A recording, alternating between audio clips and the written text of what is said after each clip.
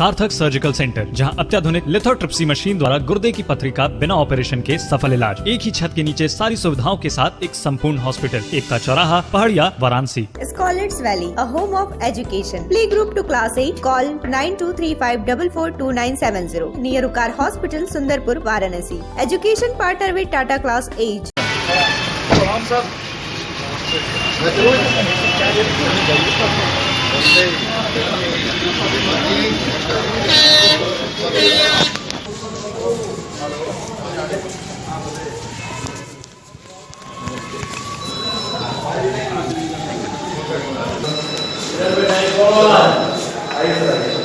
हमारी भारत सरकार एक विशेष कार्यक्रम आयोजित की है।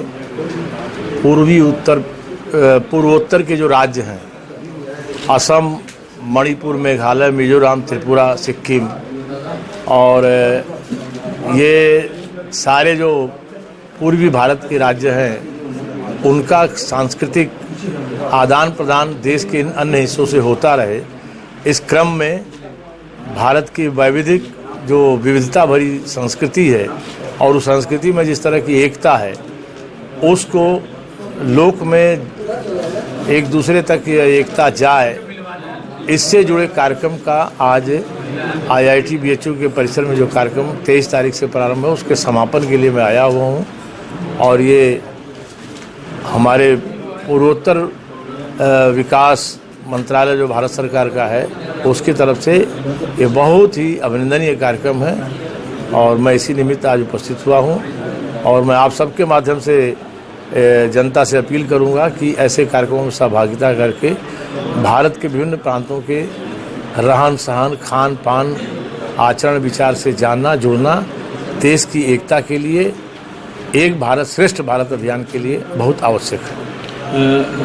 आज पाणी जी, जिस तरह से एक बार फिर से सियासी संकट गहरा रहा है महाराष्ट्र में, फडणवीस जी ने कहा है कि वो इस्तीफा देने जा रहे हैं। अजीत पवार ऑलरेडी इस्तीफा दे चुके हैं।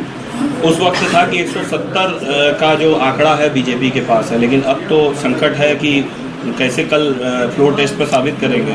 देखिए, ये तो स्पष्ट है वहाँ कि वहाँ जनादेश भाजपा शिवसेना गठबंधन को जनता ने दिया था।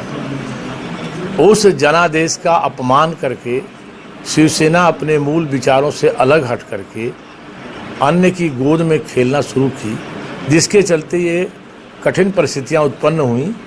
और उसका भारतीय जनता पार्टी हमेशा संविधान में, नैतिकता में विश्वास करती है। जनादेश के सम्मान में एक पहल की गई। आगे जो वहाँ की संविधान सम्मत जो परिस्थितियाँ होगी, भाजपा उसके साथ है। कुछ जल्दीबाजी नहीं हो गया कि सीएम पद की शपथ भी ले ली, फिर जल्दी से 2 दिन के अंदर इस्तीफा भी देना पड़ेगा? कुछ जल्दीबाजी नहीं हुई? मैंने कहा ना कि संविधान सम्मत जो भी जनादेश भाजपा के पक्ष में था, जनता देखना चाह रही थी कि जनता के जनादेश के लिए भाजपा को भी 2 कदम आगे आना चाहिए। जन विश्वास पर भाजपा आगे बढ़ी। अब जो भी संवैधानिक परिस्थितियां उत्पन्न हुई है, संविधान सम्मत कदम के संग भाजपा हमेशा रही है, रहेगी।